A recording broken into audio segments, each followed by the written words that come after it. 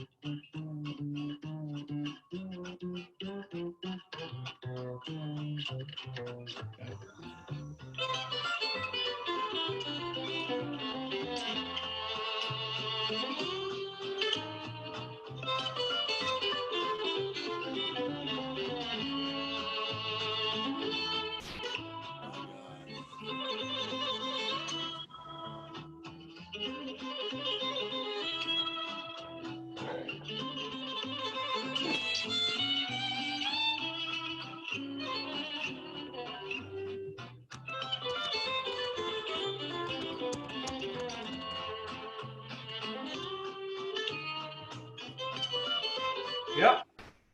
Let's get started. Wow, I see Kim. You do?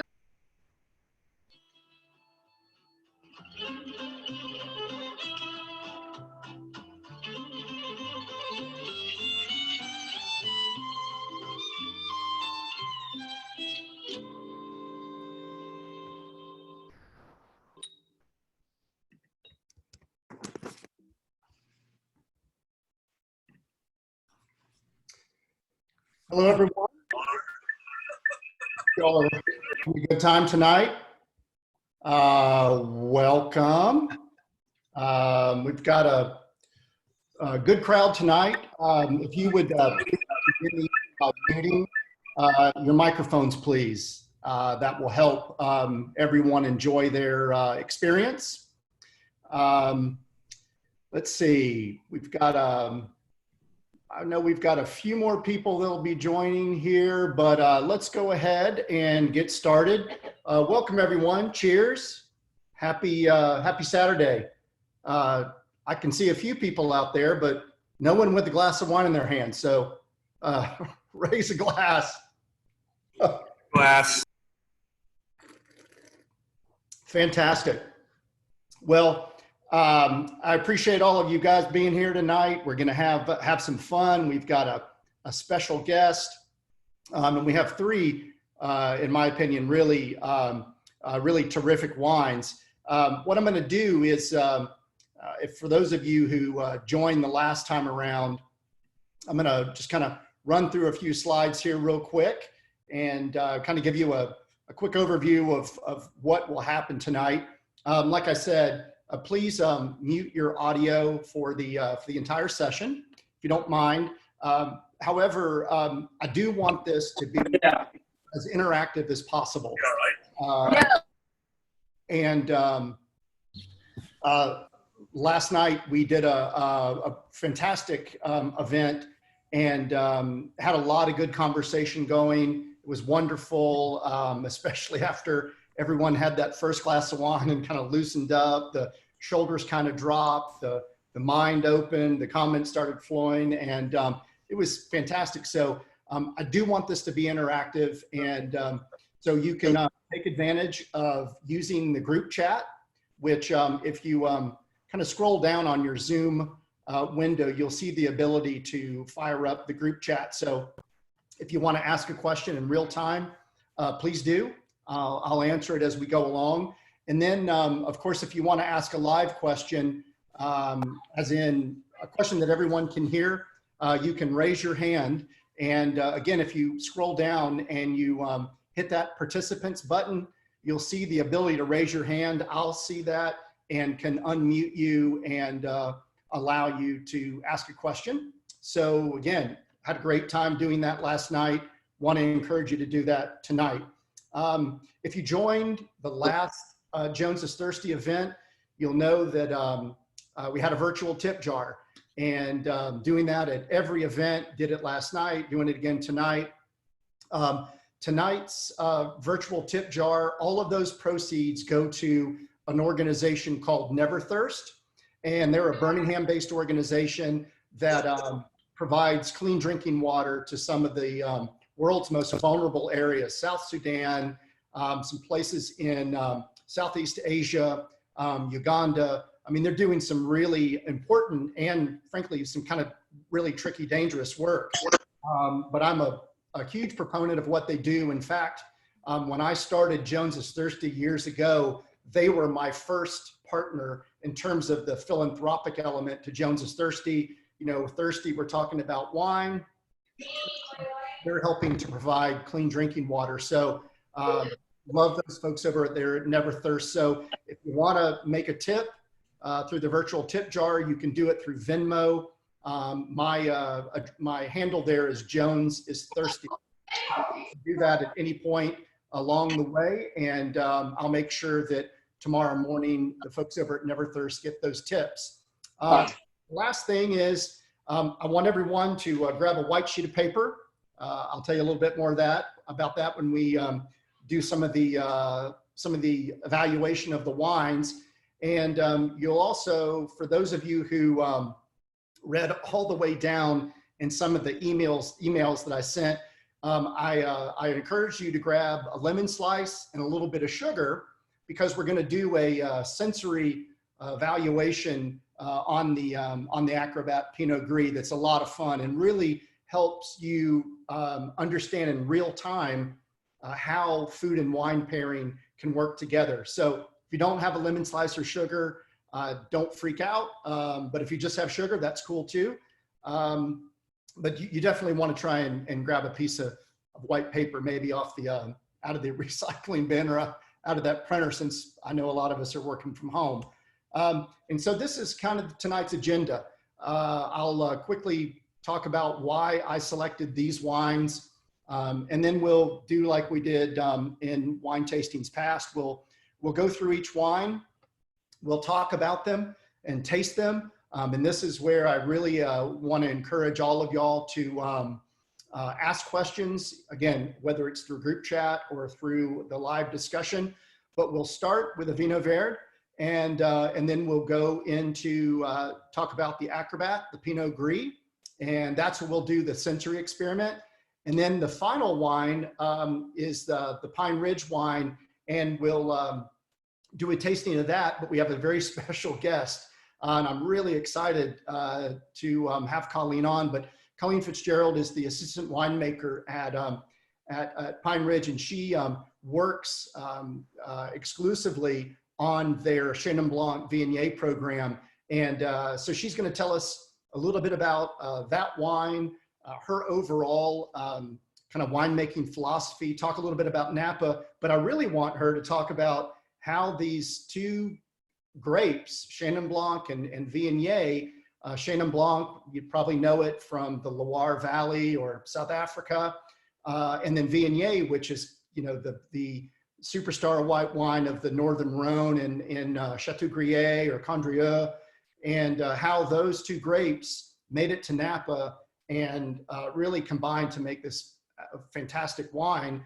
And then talk a little bit about the specific AVAs where these grapes are sourced in Clarksburg and Lodi.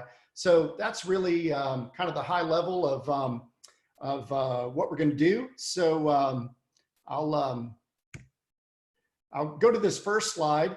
And if you remember when we were talking about sparkling wine, I mentioned that, you know, it's really all about these areas of latitude in the northern and southern hemisphere.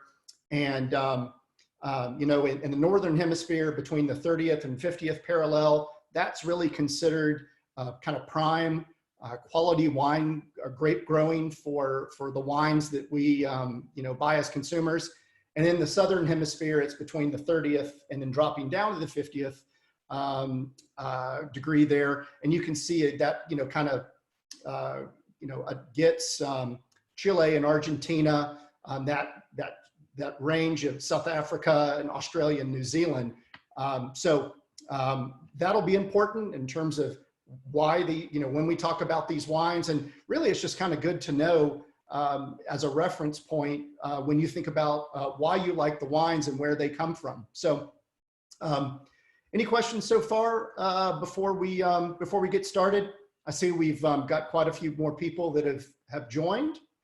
So hello everyone. Let's see. Oh, good. So someone mentioned they had the Broadbent Vino instead of the Casal Garcia, and that's fine. I mean, the cool thing about Vinho Verde is you know, and I'll talk about this now, I guess. We'll hop into it, but that's Vinho Verde is not a grape. It's not even a blend of grapes. It's actually a wine region, and it's in the very top of Portugal, right on the Spanish border there, but butts right up on the west to the Atlantic. So it's a pretty unique growing area. So the wines of that region are very indicative of what we are going to have tonight. So even if you didn't find that exact one, that Aveleda, the Casal Garcia, you know, whatever Vinho Verde that you have, as long as it's the white version, you'll be in good shape. And if you really get to know that region, they make a red Vino Verde, they make a rosé, they even make kind of a sweet version. But the one that we know most of the time is the white version, light, real kind of spritzy and fun. So, you know, before we hop into that, let me just kind of give you an overview of why I picked the wines that I picked tonight. When I sent out a survey about what people would like to know in a virtual setting, so much different than these live in-person events that I do, I wanted to make sure that whatever I was talking about was fulfilling for those of you who wanted to know more and or wines that you like to drink. And some of the, in terms of the responses I got back from that initial survey, one thing became apparent is that it's not that everyone hates Chardonnay, but man, folks really want to know, is there another white grape or white wine that I can enjoy that's different than Chardonnay? So that's how I arrived at this ABC, anything but Chardonnay.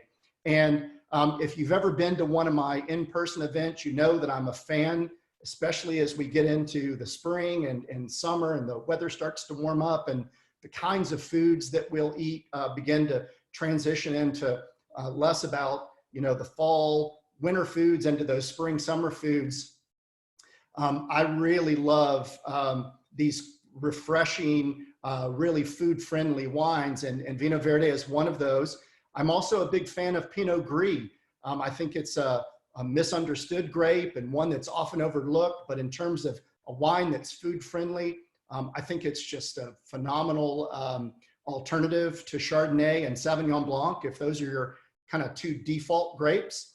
And then that Chenin Blanc Viognier, I just think the world of it as well. Again, it's just a really fantastic food-friendly wine that's great with lots of different foods, and it just has this this richness, but yet, like all of these wines, this wonderful acidity that just makes them fun to drink. So we'll get started, but I see a question here from Kim talking about wine temp, and that's a great question, Kim. And you probably saw about an hour ago, I sent out an email to everyone and said, please take the wines out of the refrigerator. I think generally speaking, and this is general, you know, I know there are outliers here, but unlike the sparkling wines we looked at 2 weeks ago, where you can't really chill those things enough. They can be chilled, and the colder they are, typically the better they are in terms of bubbles and enjoyment of those wines. Still white wines are a little bit different. Generally speaking, we tend to serve white wines too cold. And one example that I often give when I'm talking about what it's like when you have a white wine that's too cold is if you've ever had leftover pasta out of the refrigerator or a piece of cold leftover pizza. Both of those are awesome. Few things in my life are as good as a cold piece of pizza right out of the refrigerator. But the thing is that when it's cold, those flavors are muted. And if you were to take that piece of pizza and put it in the microwave for about 15 seconds and let the sauce heat, let the cheese kind of melt again, all those flavors, that richness of the pizza begins to come alive. It's why when you make pasta salad or cold potato salad, you have to put a lot of extra salt in there because cold mutes flavors. And the same thing happens with our white wine. So if you just get a bottle right out of the refrigerator, it's ice cold, you pour it in your glass, all it does is just lift up the acidity. It tastes like lemon water. So allowing the wine to be at kind of room temperature or cellar temperature around that 56 degrees, something like that, allows all of those other fruit flavors and aromatics to really, come alive here in the glass. So when you're swirling it, we talked about with that sparkling wine, alcohol is really volatile. So as you're swirling it in your glass, the alcohol evaporates, it leaves those wonderful aromas in the glass, And if it's too cold, you miss that. So you just want to make sure that that your wine is not freezing cold. And for goodness sakes, if you order a bottle of wine, a white wine at a restaurant, and they bring it to the table and it's ice cold, you're wasting your money, because it won't be ready to drink until you're long done after dinner. Don't be the least bit squeamish about sending that back, or definitely don't have them put it in a bucket of ice. You want to be able to enjoy it. And that's especially true for more full-bodied grapes. If you get a Chardonnay or a Viognier, you want those to be a little bit warm, or at least cooler than something that's high in acidity. But it's cool to let to bring the wine out for a few minutes before you drink it, just like it's okay to chuck a bottle of red wine in the refrigerator for 15 minutes or so, because it actually helps to bring out the acidity in a red wine. So it's not so flabby. But don't be afraid to chill the red wine. Don't be afraid to have a white wine that's not ice cold. So is that cool? Appreciate the question, Kim, but it's a good way to start it. So let's take another good sip of this Vino Verde.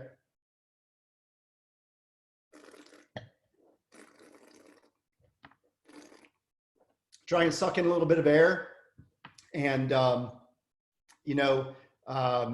let the wine kind of aerate. I mean, the first thing I notice here is my mouth is just watering. It's one of the hallmarks of this wine, and I'll show you why. I have a little slide here that I'll show you in terms of what makes this this region so unique. So here you can see Portugal and its proximity relative to Spain, and this area that we're going to be talking about right now, up here in the northern tip, you can see it's close to the cool Atlantic there. And it's really that Vino Verde is in the Minho region is really the most northern wine growing region in Portugal. And one of the important cities for this wine is Lima, and that's at 40 degrees latitude. So remember, between 30 and 50, Champagne is at 49. So 40 it's pretty cool up there. So it stands to reason that that a wine like this would be kind of crisp and lean and light and real easy drinking. Let's see here. We've got a question from Oglesby.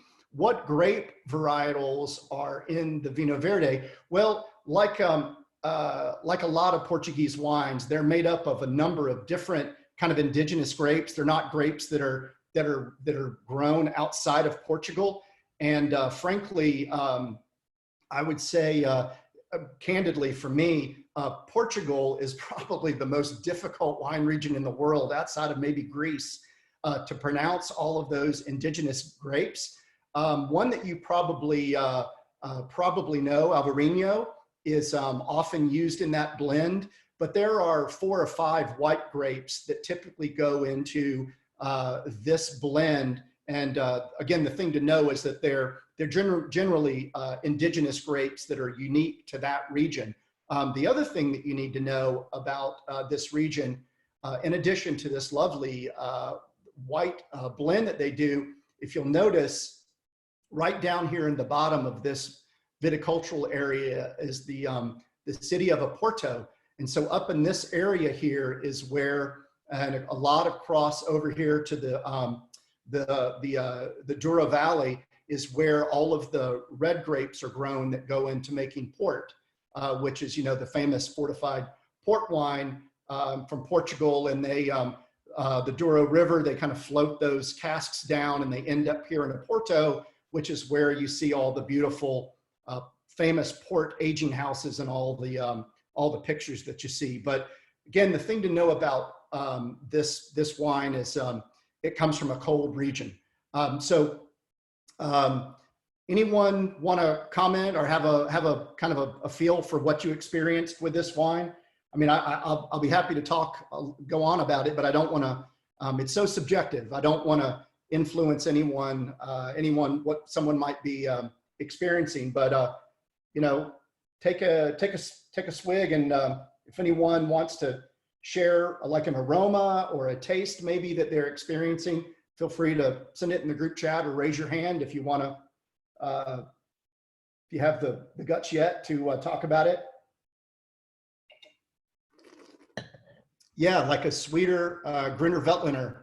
Yeah, and it's interesting that you know, Gruner from Austria, again, a very, very cold growing region. And actually, if you have your white piece of paper there, if you'll take a look at the wine, you can see that it's got this kind of light straw, and you can just tell just by looking at the wine that it probably hasn't had any contact with oak aging, because you'll know from, you know, bourbon, when a clear liquid comes in contact with a toasted barrel, not only does it impart color, but it imparts flavor. And you would notice that if this wine had any contact with an oak barrel, there would be some color addition there. And this it's light gold, but you know, I know that this wine is fermented in 100% stainless steel, so it's, you know, totally inert. There's no influence of you know, it mixing with oxygen. It's just meant to be crisp, clean, and very young. Yeah, absolutely, Joe. Green apple. That's a you know, one of the hallmarks of this grape. Like lemon lime. I've always talked about this jokingly as it being adult 7-Up. It has that kind of spritzy lemon lime quality to it. And the spritz in Vino Verde historically was the result of the fact that they bottled it so young. I mean, it was meant to like be fermented, bottled, and some of that CO2, that carbon dioxide, would get kind of locked in the bottle, and it would give it that like light effervescence that makes it kind of dance on the tongue. These days, because everyone loves that kind of light spritzy quality of it, they actually will inject a little bit of CO2 in there just to kind of give it that effervescence. But yeah, I mean, it's light, it's refreshing.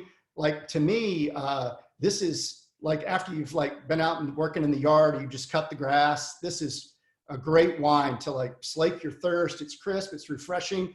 And the other thing about this wine is it's low in alcohol.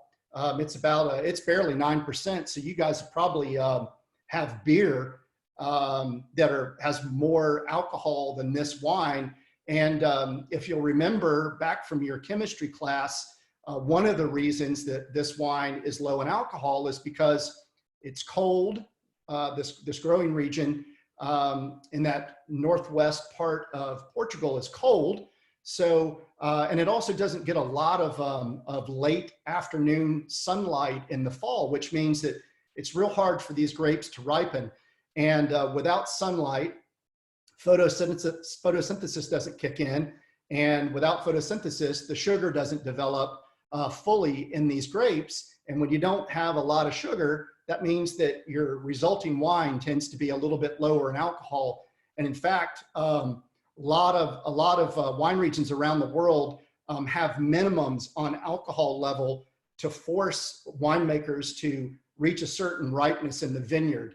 But a lot of these cold regions, they work very, very hard to get the, you know, in Germany, Austria, they have to work really hard to let the grapes ripen as long as they can through the fall before the rain comes, to extract as much of that sugar as they can so they can get their alcohol levels up to that 11, 12%. Yeah, Matt said a lawnmower wine. I couldn't agree more. It's wonderful. Light, refreshing. Yeah, it's all those things. So let's, we can come back to this, but let's move on to the Pinot Gris. And any questions while we're, while I'm pouring this up? Feel free to raise your hand or hit one across the group text. I see a hand raised. No, do I? Let's see. No, I think that was Jennifer just raising the wine bottle up. No, that's okay, Jennifer. Raise the wine bottle up. That's good. Here's one. It says, why do I get a headache from red wine sometimes and not from white wines? Great question. I guess without going into too much detail, I would say that when they make red wine, they crush the grapes, they keep the skins in contact with the juice. Well, in addition to those flavor compounds within the grape skins, there are also histamines in those skins. And if you notice, when they make white wine, they crush the grapes, and they kind of over on in another pile, they have the stems and the seeds and the skins, and they're just getting that beautiful free run juice. So most of the time, I would say, it's a good rule of thumb to remember that if you're drinking plenty of water and you're just not hungover, another thing that could be happening is you could be sensitive to the histamines in red wine. And something like a Zyrtec might do the trick. Of course, you don't want to be operating any heavy equipment after you've had a couple of bottles of red wine and an antihistamine, but sometimes that is what can trigger the headache is having that sensitivity to histamines. But great question. All right, so let's move over to the Pinot Gris. So everyone kind of take a big sniff of this wine. You can tell right away that at least to me, it's just a different type of bouquet than the first wine. To me, it's a lot more aromatic. And then take a sip of it.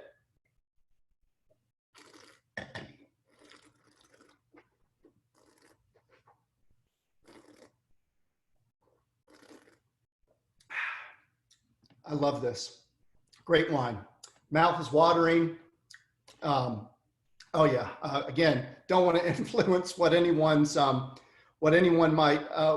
might say about it, but if you get something like, I don't know, freshly wetted concrete or pickled almonds or something, iced cappuccino, just throw it out there.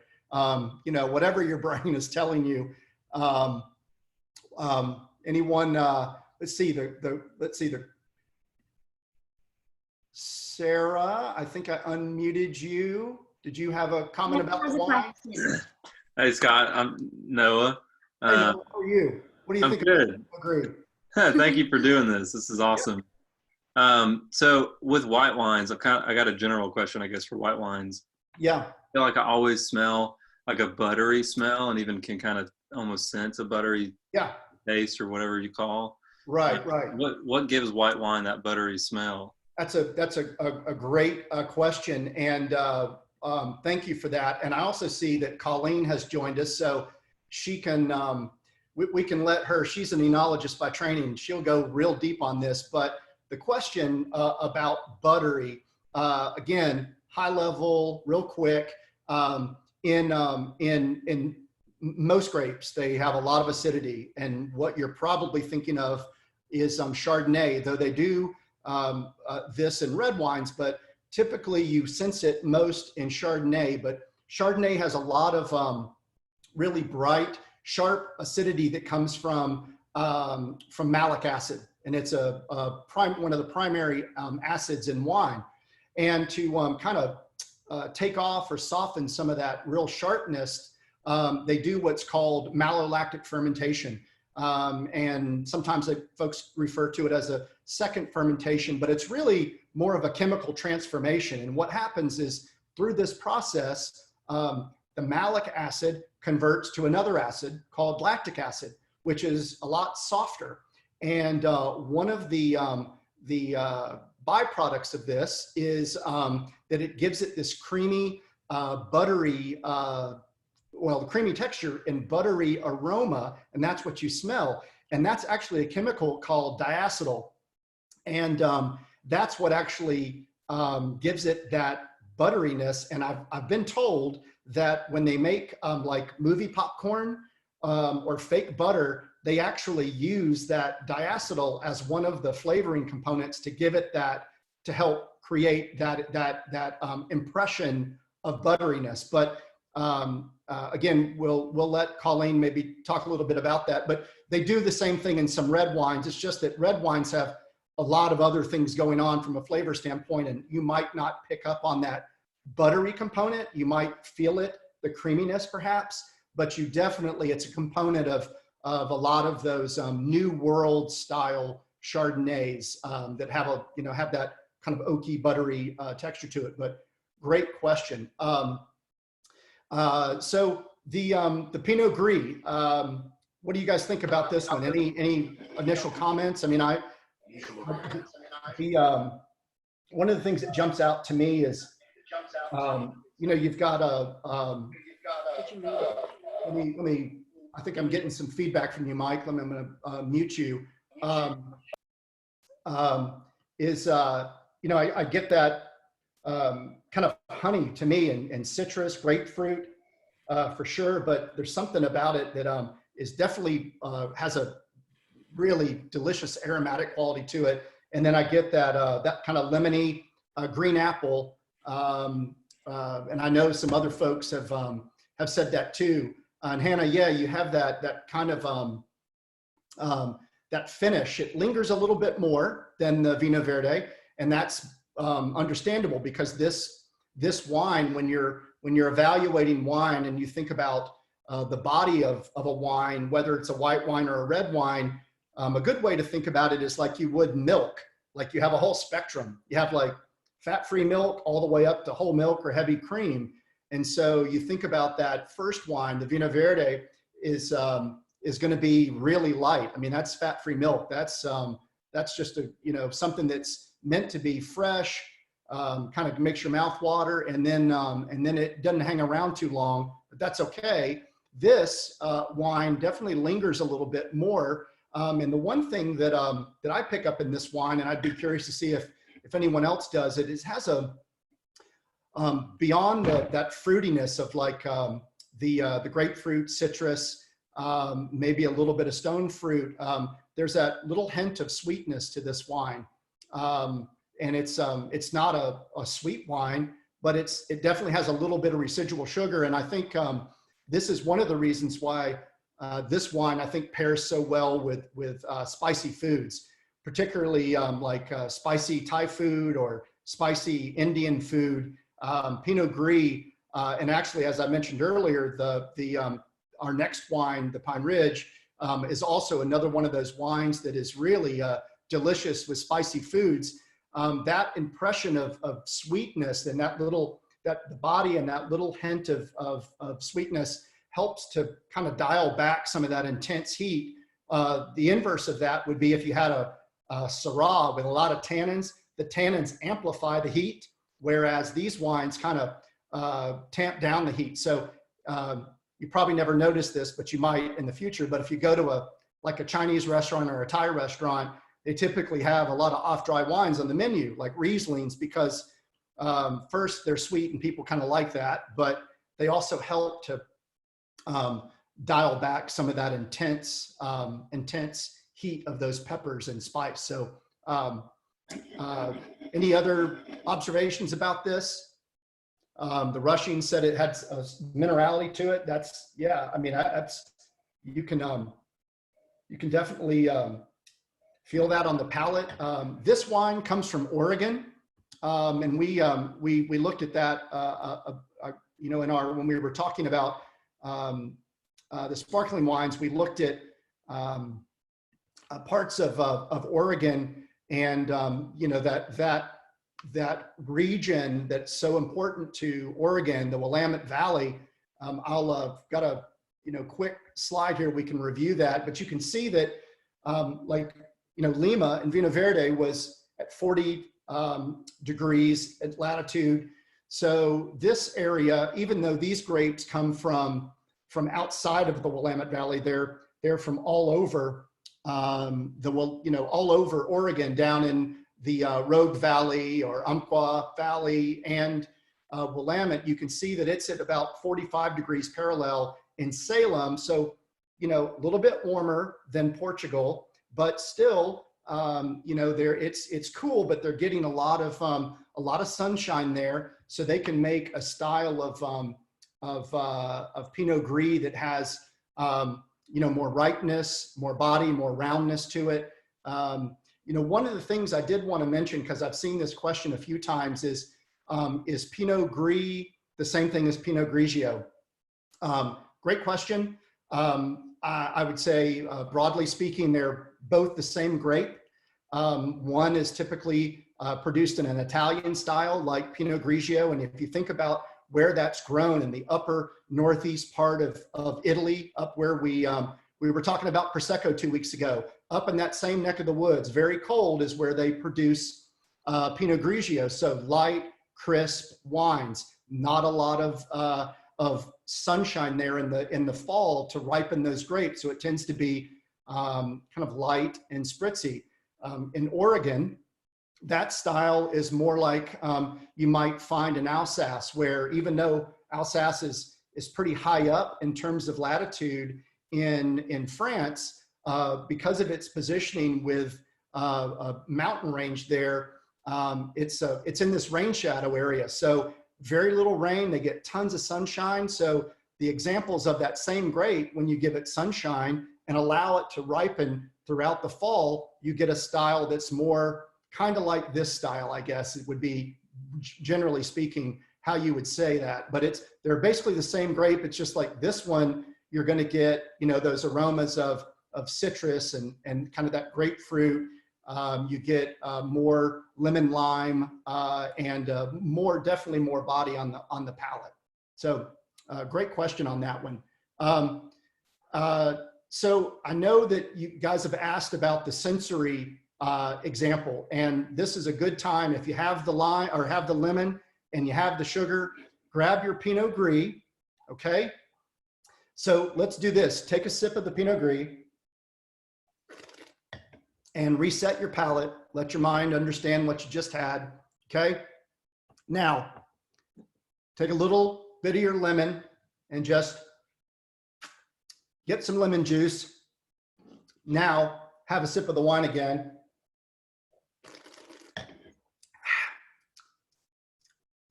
What's that feeling? It has suddenly the acidity just gets chopped off, and it's almost like I just took a shot of tequila. Like the weight, I mean, for me, it's like the wine feels so much heavier and just weightier on my palate. And what I want y'all to know is that even though it seems so counterintuitive in our brain, is that acidity, when it comes to pairing food and wine, you know, you can have an acidic food and an acidic wine, and they kind of cancel each other out, and it kind of softens. It'll soften that wine, not as extreme as this, but it can definitely, when you're pairing food and wine, it can help you know, understand how acidity works when you're looking at those two together. So, for example, if you had, you know, a lot of times people get, and we'll talk about this with the sugar, but a lot of times people get really flipped out about salads that have a really acidic vinaigrette, for instance, or maybe a salsa, not heat, but just acidity. Well, you can take a wine that has good acidity, and they can actually, those, you know, just like full-bodied wine can stand up to full-bodied food, a wine that has really good refreshing acidity can stand up to a dish that has good acidity. So just wanted y'all to see that. And the last one, which is always a blast, is get a little bit of sugar on the end of your finger and put the sugar on the tip of your tongue and let the sugar kind of dissolve. And now take a taste of the wine. And if you didn't throw up, what you'll see is a classic example of why it's so important to understand the wine you serve with a dessert or a food that's really sweet. That sugar can just absolutely amplify the acidity in whatever wine you're having. So if you've ever had a really sweet dessert and a wine that doesn't have an equal amount of sweetness, it absolutely steamrolls the wine and can just make it really not very enjoyable. So make sure that if you ever have a dessert, you want to have a wine that has a good level of sweetness to it, so they can really complement one another versus having a really jarring effect where you just taste like you're drinking like lemon water. It's pretty bad. And this is also why a slightly sweet wine, an off-dry wine, would work so well with like a mango salsa or peach salsa. You know, that you've got acidity, but you've got kind of sweet and a little bit of sweet, and it really helps to make those pairings a little bit more enjoyable. So wanted y'all to see that. I love doing those tests because you get to see in real time exactly what's happens. And you think about a chef and a sommelier or a wine steward in a restaurant, those are the kinds of things that they're thinking about all the time, is how do you make the wine and the food work? And this is a great example of exactly how you can do the same thing in your house. And yes, Noah and Sarah, lemon juice will basically do the same. It's an experiment you can do across red wine and white wine, because all wines, quality wines, are going to have acidity. So it's good to test on all of them. I just wanted to do it with this one. And when we in 2 weeks, when we do some of the red wines, I've got some sensory experiments that we'll do around those as well. It'll be fun to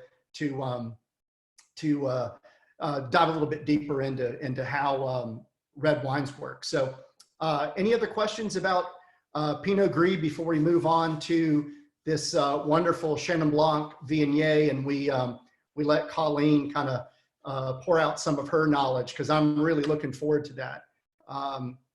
Anything? Okay, well, Colleen, I think I've unmuted you. You have. Welcome. Thank you. We're catching you in Napa, correct? Yes, I live and work in Napa. Yeah. Fantastic. Well, our call is made up of folks from all over the South. You have folks from Birmingham and New Orleans and Nashville, Atlanta, down on the coast in Florida. We're from all over, and so super excited to have you here. Yeah, thank you for inviting me. It's an awesome experience to be able to to do these things, and we've never, obviously Zoom has become a new addition to everyone's lives. That's right. Well, if you don't already have a glass of the Pine Ridge Port, let's pour that. And Colleen, if you want to kind of say a few words about the wine. And before you joined us, I was talking about kind of the uniqueness of this blend. Chenin Blanc, we typically think about that as being one of the superstars of the Loire Valley. We think of it down in South Africa. And then you have Viognier, which is the star of the Northern Rhone in Condrieu and Chateaubriand. And you think of that really super floral, aromatic wine, but yet, long before I had thought about, having the honor of having you on, I've been serving this wine in tastings for a long time. And I know a lot of folks that are joining us tonight are big fans of this wine. So it's really cool to have you unpack it for us, because it really is a really unique kind of thing. Yeah, definitely. It's we're really the only ones that make this kind of white blend. And it's a really fun wine to make because, I get to go over and I don't know how familiar, since you guys are all from the South and Florida and all of that, if anybody's been to Napa, but Pine Ridge is located in Napa. All of the grapes are grown in Clarksburg, Clarksburg and Lodi, which are actually Yeah, so this handy dandy map. So they're over near Sacramento. And then they're physically, so they're about an hour and a half away from Napa. And then between Clarksburg and Lodi, they're about 30 minutes away from each other. Yep. And so that one of the things that does really well for the grapes is so that all the Chenin Blanc is in Clarksburg. It has a river that runs right through it. It's called, there's a delta right there. It's called the Gem of the Delta. And that really kind of creates this like maritime influence so that it gets hotter during the day and then cooler at night.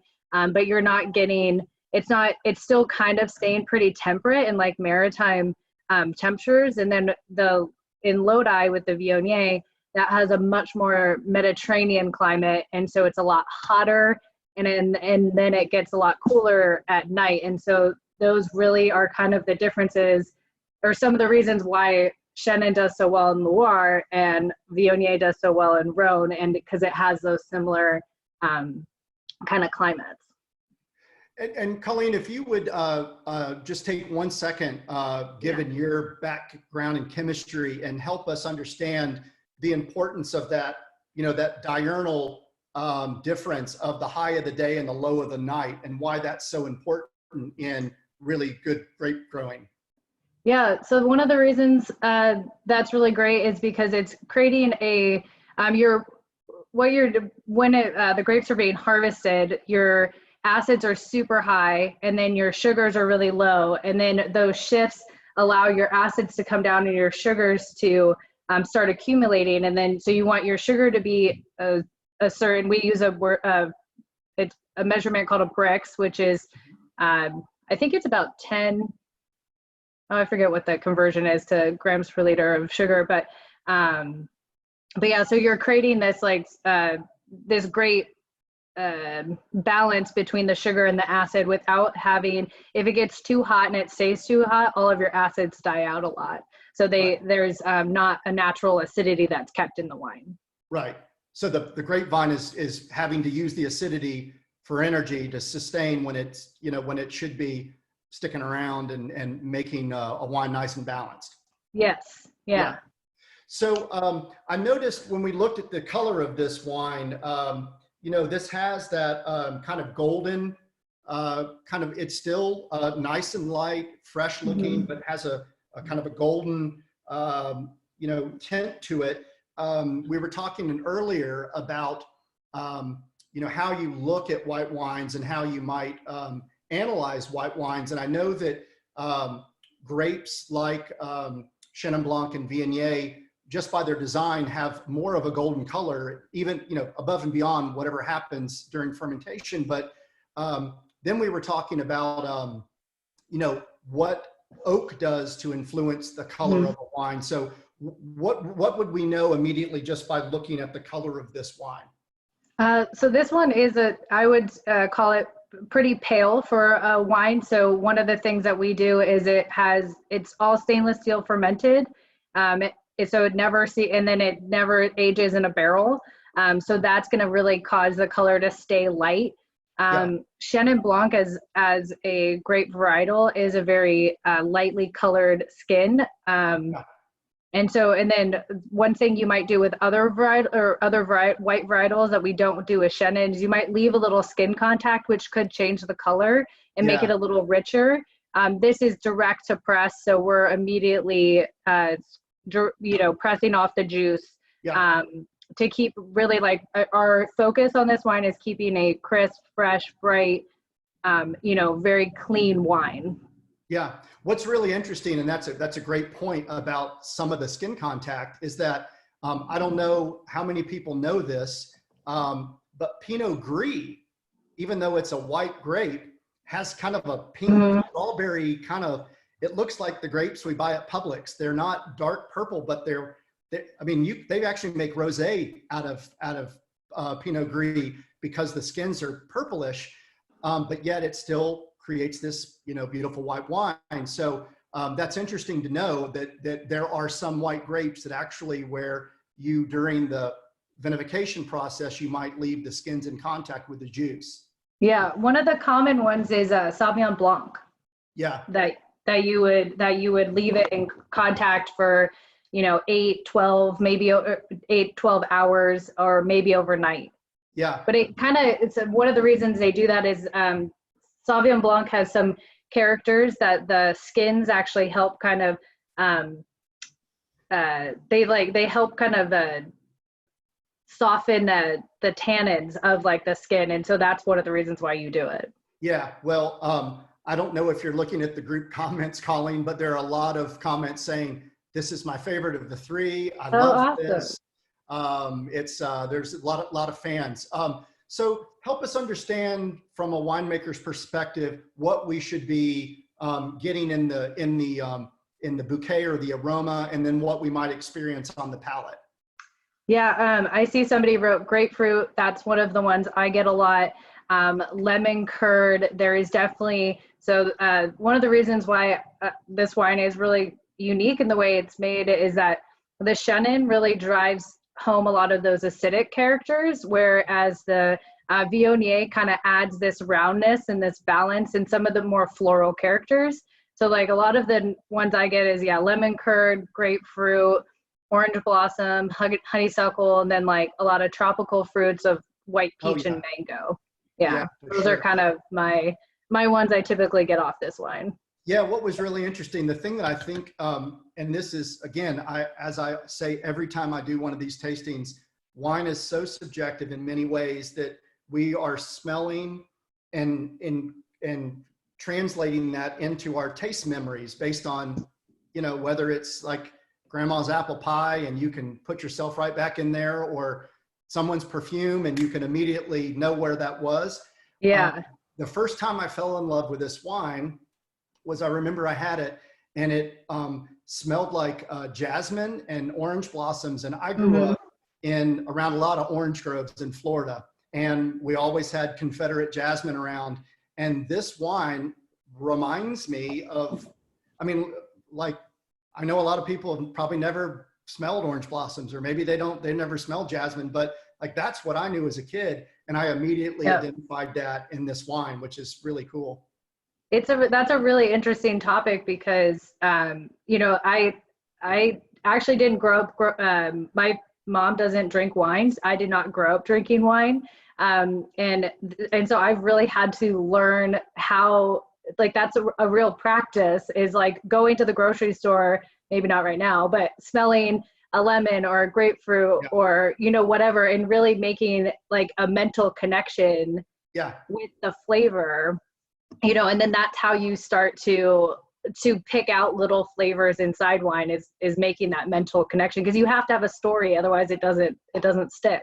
Yeah. I remember in my first wine appreciation class, like you, I grew up in a house where we didn't drink alcohol, and I remember I was with a bunch of other folks who they weren't necessarily experienced wine drinkers, but they had traveled a lot and had a lot more experience tasting things. And one of the guys next to me talked about gooseberries and lychee nuts. And I thought, I couldn't even pick those out of if you gave me pictures, I couldn't tell you what they look like, let alone tell you what they smelled like. And how in the world, I was like, I'll never make it. I'm totally broken. I'm totally unsophisticated. I'm done. So it's so weird, but you're right, Colleen, you can take that lemon and smell that, try and teach your brain to identify those things in the wine, and slowly but surely your brain, the next time you pick up a glass of wine, you're like, oh, wow, that's lemon, Yeah. It's amazing. I'm really hoping that I can still do it and that he's still coming, but there's a perfumist that's known for doing seminars, and and he picks out all these different aromas, and so I've really wanted to continue my training and learning more aromas. And the other, I want to actually in continuing to talk about the kind of your winemaking style. I noticed that as we've moved up through the three wines, they're getting more complex with each one, but I noticed that the finish on this, it lingers much longer than the other wines, not just in the sense that my mouth continues to water, which is always a good thing, but I just have that it just sticks around a lot longer. And is that the result of your winemaking? Is it the grapes? Is it a combination of both? I mean, how does that work? Yeah, I think it is a combination of a lot of things. Part of it, we do leave a little bit of a residual sugar, a little sweetness on the wine, but that really balances out with the acidity. And so I think that's what you're getting is kind of the roundness from the sugar, but also getting that acidity that's still carrying up for a long way, which is, I think I heard you say earlier that it's really great with spicy food. And I love it with like most Asian dishes, like, cause there's that little hint of spice, and then you add this and it just perfectly pairs. Yeah, I mean, I just love these wines with anything. I mean, I love Thai food, and I just think these wines are fantastic with it. And I mean, it changes to me. I remember it just changed my whole outlook on pairing wine with Asian food. It was a real eye opener. We do have a question here from someone who would love to hear a little bit about your path to working at Pine Ridge. Yeah, so I've been working at Pine Ridge for just under 6 years, or no, just over 6 years. I started as a lab intern just during harvest. I did that for a couple of seasons. I did a little bit of traveling. My background is in biochemistry. I really wanted to learn how to do something, like to make something that was cool, you know, and not just be stuck in a lab, because I am a social person and I wanted to also have a social aspect of it. So I learned you could travel and make wine, and I was like, that's amazing. And so then I just fell in love with the crew at Pine Ridge. And so, yeah, so I started out in the lab as an intern, and then I've worked my way up, and now I'm an assistant winemaker working for this. So we're working for Pine Ridge. So it's been a really fun experience. If you've never been to Napa, you should definitely come and check us out. Yeah, and then Pine Ridge is over on the Silverado Trail side of Napa, right, versus 29. So y'all are over in that with some of those big red wine producers, right? Yeah, so we're our main the Chenin is not made at our facility because it's too big of a program for our facility to handle.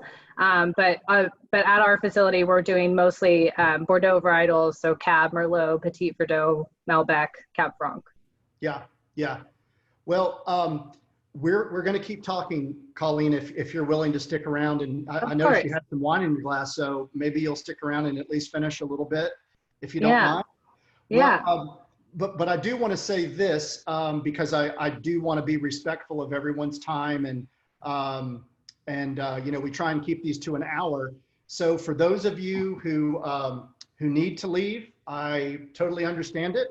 But I did want to let y'all know that I do have a few more virtual wine events coming up every other week. And, you know, the next one we'll do in 2 weeks is the Anything But Cabs. So we'll be doing, like tonight, we'll be looking at other varietals that are delicious, that you need to know, that are great with food, that are not Cabernet, not that I have anything against it. And then on the 16th of May, we'll do rosés. And then we'll do Desperately Seeking Chardonnay. For those, again, going back to some of those survey comments that I got, it's not that folks don't like Chardonnay, it's just that they're looking for maybe some of those cooler climate, more food-friendly styles. So we'll look at that.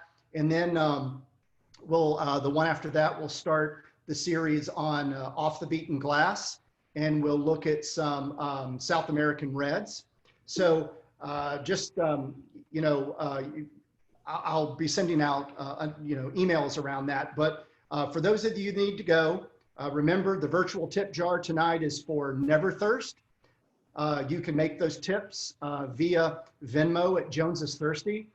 You can follow me on Twitter and Instagram at Jones is Thirsty. And if you want to join my newsletter for wine recommendations and updates, you can do that at scott@jonesisthirsty.com.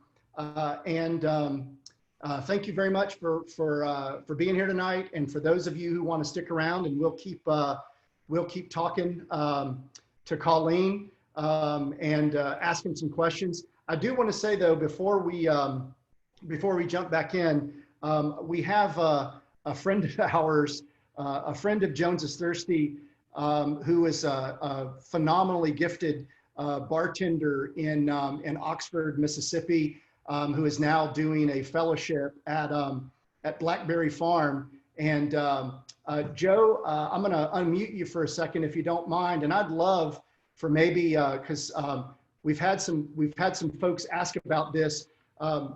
In terms of your cocktail program, do you do anything with kind of crisp, refreshing white wines at all? I hate to put you on the spot, but I had some people asking me about that.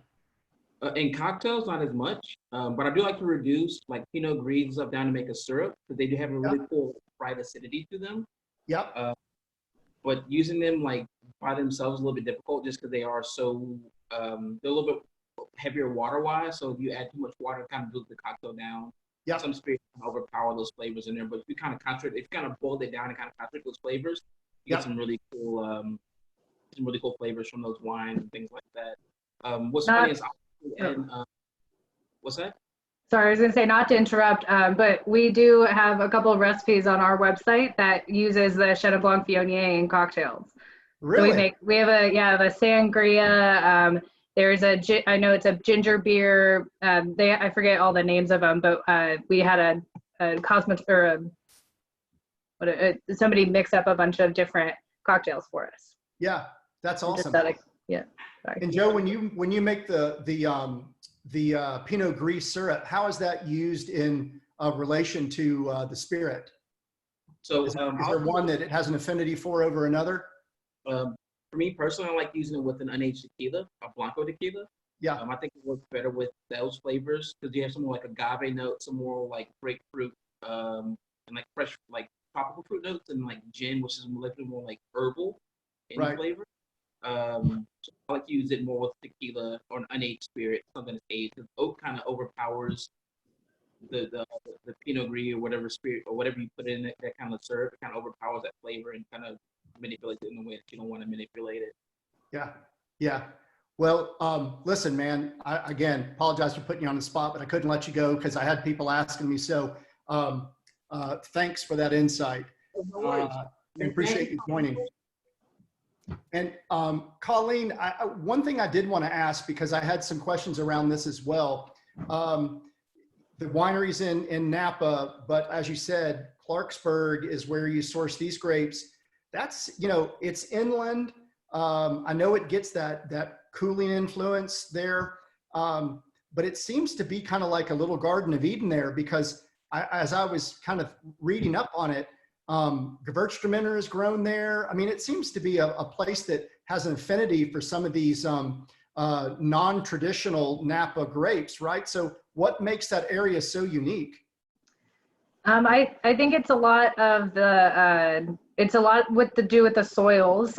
So there's pretty fertile soils out there since it's right on the Delta. And then it has that great maritime influence. So it's constantly, one reason why you might not grow grapes in like a very humid area is because your cluster, they can mold. And so as things are going, so with that constant flow of air, a lot of different grapes can grow that may mold someplace else more easily, just because you're constantly it's constantly kind of cooling and there's a lot of airflow movement. Right. And what was the genesis of this program? Because I mean, it's so successful. I got to be honest, and then I don't see anyone else doing a Chenin Blanc Viognier blend. I mean, you have to kind of go down to Tablas Creek to get anything that's even remotely close to Viognier, and they're doing it like Rhone style. But what you guys must have the secret sauce there or something. Yeah, I mean, I don't know, we've seen a couple of people that have tried to make a similar blend, but, we obviously like ours the best.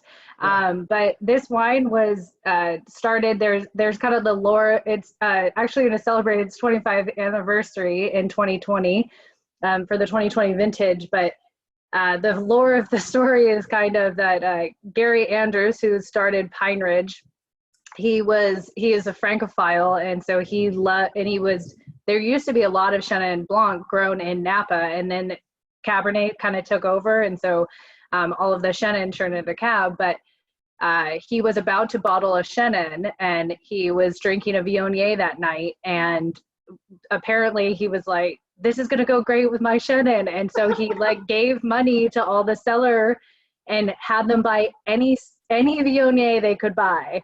And they dumped that in. And then that's kind of where we got that 80% Chenin Blanc and 20% Viognier portion. We obviously don't do that. And I'm not sure if the story is true, but that's one of the stories that has come out from it. Yeah. I mean, if you hear about how a lot of these other happy accidents kind of come to life, you know, there's probably some truth in that lore, I would reckon. And as it relates to that blend, I mean, is there a Pine Ridge house style? Does the blend change each? I mean, I'm sure that it changes somewhat each year, but like, you know, are you looking for I guess, vintage changes year after year, or is it really trying to have more of a consistent style because you produce so much of it? It's really, it is a very consistent wine. We want somebody to be able to, you know, for the past 25 years been enjoying it and always kind of know what it's going to be like, and that it's every year is pretty similar. One of the ways that we do that is we've worked with the same growers. So we have 3 different growers that grow the fruit for us. We're buying from the same vineyards, which really keeps that consistency. But yeah, we typically stay around that 80% Chenin Blanc and 20% Viognier. It might change and fluctuate a little bit depending on the year, because we're really just striving for making as high of quality wine as we can make. Yeah. So it's And how are things looking for your spring so far with all the stuff that's just been going on? Yeah, I was out in the vineyard last week looking at all of my vines. I've got a lot of bud bursts going on. I have a lot of growth in my Viognier.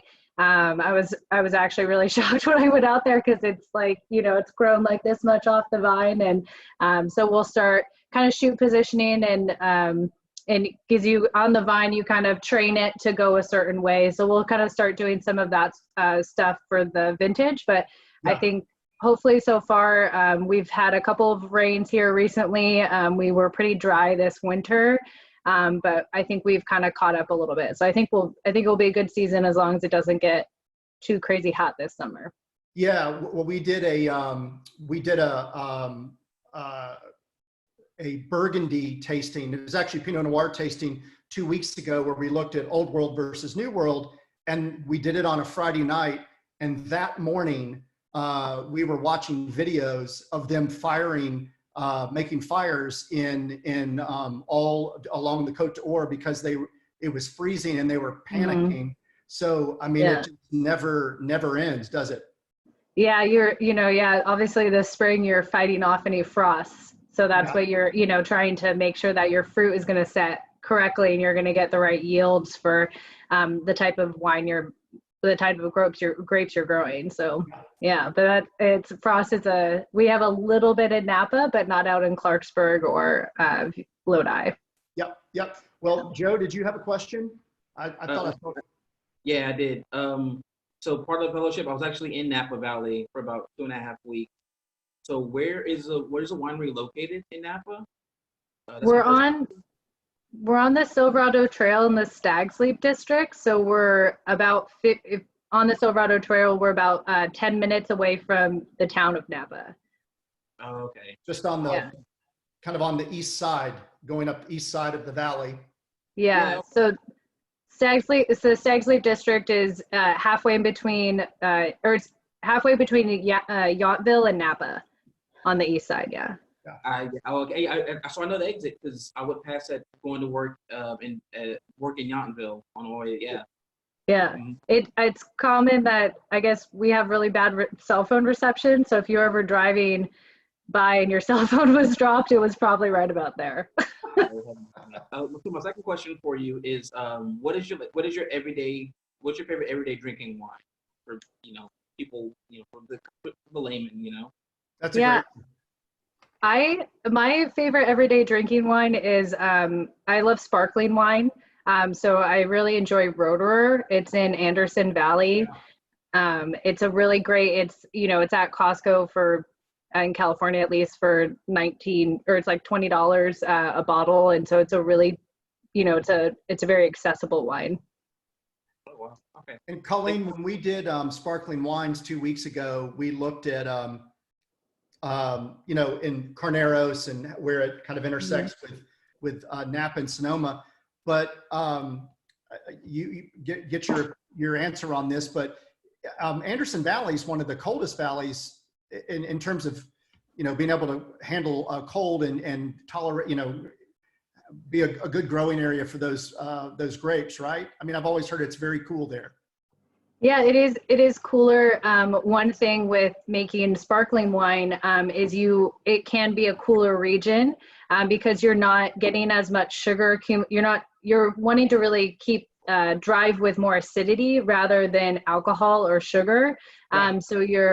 So that's one of the reasons why sparkling wines do so well in a colder region, is just because you're keeping that really fresh acidity for the base wine. Yeah, fantastic. Well, let's see. Looks like we've got a hand raised here. Sarah, yeah? Yeah. Hey, Colleen. I just have a question. I went to Napa Valley a couple of years ago, and I mean, the first thing I noticed obviously was that there are vineyards everywhere, as anybody would expect. But as a winemaker, do you visit all of the other vineyards and try their wines, or do you mostly just try the wine that you make? Well, one of the great things about living here and working here is I get to try a lot of wines because I go to a lot of different events. There's a lot of Napa events that you get to try different wines. I do travel to other regions, so I was really excited that you guys were tasting a Vinho Verde earlier. I got to go to Portugal for a cork trip last year, and tried a bunch of Vinho Verdes. I try to go out and visit our neighbors. It gets a little bit tough, but in the winter months normally, because there's less tourists, I can get out and we can get out and taste. There is, a lot of kind of little perks for being in the wine industry, and one of them is a lot of wineries will offer you a free tasting if you're in the industry. So it is a cool way to be able to go and taste a bunch of different wines. Yeah. Well, Colleen, we want to be respectful of your time, but before you go, I have to ask, you're headlong into this white wine program, but I also know that Pine Ridge makes some outstanding red wines. Where's your heart lie? What's the next few years look like for you? I think one of the really cool things about my job and where I am is that I do get because Chenin Blanc is a value wine. It's, $15. You guys all, have tried it, but I get kind of that dichotomy between making this really great wine and then also making all of the really high-end Cabernets. So my job, I get to do both. One of the things is, I get to do both. And so I just think that's a really cool experience because not a lot of people are going to a winery and getting both of those experiences. And so our newest project is we're coming out with a sparkling wine, a Chenin Blanc inspired sparkling wine. So it's also going to have Chenin. We just did our trials for it, and we're going to bottle it in 2 weeks. So I'm excited about that, to do a new project and see a different winemaking style. Yeah. So we can get a better sense of how your year flows. You're out making sure that bud break is working well and the vineyards are coming alive. But are you also bottling other vintages now? I mean, I guess it never stops, does it? There's always something to do. Yeah, there is. There's a very seasonality, obviously, that you can imagine with winemaking. So obviously harvest is the first. And the other great thing about making Chenin and the Cabs is that I harvest all of the Chenin and the Viognier before we see a single grape at Pine Ridge. So I do really get to see both because the Chenin and the Viognier is harvested about 3 weeks earlier than all of our Cabernets. But yeah, so we're doing harvest, we're making the wines. Chenin in particular is not aged at all. So we try to get into a bottle quickly. And so we did our first bottling in January. And then we're still doing a couple of little bottlings. But yeah, so we transitioned from harvest into a blending season, and then we bottle, and then it kind of becomes harvest again. So it's a very cyclical, which is one of the things I love about my job, is that I'm not doing the same thing all the time. I get to, there's a season to harvest season, a blending season, and all of that. Yeah. I think, look, I know it's an enormous amount of work, and it's a lot of physical work. I mean, at the end of the day, it's farming, and you're cleaning barrels and hauling around hoses and working, early in the morning to late at night. But from what we see on TV and what we read in the magazines, and for those of us who visited, it just has this patina of beauty, and everyone wants to do it. Of course, anytime we're there, we've been to a tasting room, so we've got a little bit of the happiness is going, but it just sounds like really intriguing work, like you said. And if you love it, my goodness gracious, what a cool thing. And you have to love it, because harvest does, it takes you away from your family. It takes you away. My friends and I joke that at the end of the summer, we go, okay, we'll see you in 3 months, and so it's like, because everybody's so busy during harvest. So you can't not love it if you're in winemaking, just because you give up so much during a couple of months of the year. Yeah. Well, Colleen, thank you very, very much. I know, I'm watching the chat here. Everyone is incredibly appreciative of you being on and sharing your knowledge with us. And thanks to everyone who joined us tonight. Colleen, look, we're probably going to keep these things going for a while. And one of the classes I have on the docket is like a wine 101, talking about the basics of tasting and understanding wine. And with your background in enology, man, I'd love to get you back and have you share a little bit of the lab tricks with us, and how we might improve the way we just approach wine, whether we're new wine drinkers or aficionados. But regardless, thank you very much, and hope you have a great rest of your Saturday and have a good weekend. And all of you, thank you for joining, and hope we'll see you guys back in 2 weeks for the next one. So cheers, everyone. Have a great evening. Thank you, Colleen. Thank you.